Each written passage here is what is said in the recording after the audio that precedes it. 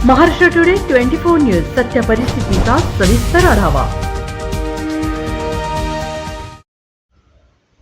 घरपट्टीच्या नावाखाली रहिवासी दाखल्यासाठी 200 रुपयांची वसुली, युवकाने लावले पंचायतला कुलूप। ग्रामपंचायत कडोली, तालुका सेनगाव, जिल्हा हिंगोली। महाराष्ट्र शासनाने लाडकी बहीण नावाची योजना काढली आणि त्या योजनेसाठी लागणाऱ्या कागदपत्रांची पूर्तता करण्यासाठी लोकांना ग्रामपंचायतीच्या रहिवासी प्रमाणपत्राची आवश्यकता आहे आणि त्याच रहिवासी दाखल्याच्या नावाखाली ग्रामपंचायत घरपट्टीच्या नावावर 200 रुपयांची वसुली करत आहे।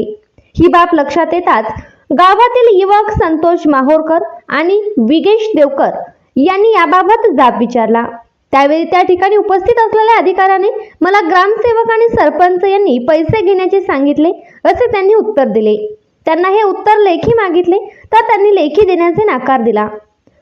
ऐन पेरणी पाण्याच्या दिवसांमध्ये मजुरांकडून एका प्रमाणपत्रासाठी 200 रुपये वसुली केली जात आहे। ही गरीब शेतकऱ्यांची लूट असून ही थांबली पाहिजे या हेतूने युवकांनी ग्रामपंचायतला कुलूप लावले। महाराष्ट्र टुडे मराठीसाठी प्रतिनिधी आरोही जाधव, हिंगोली।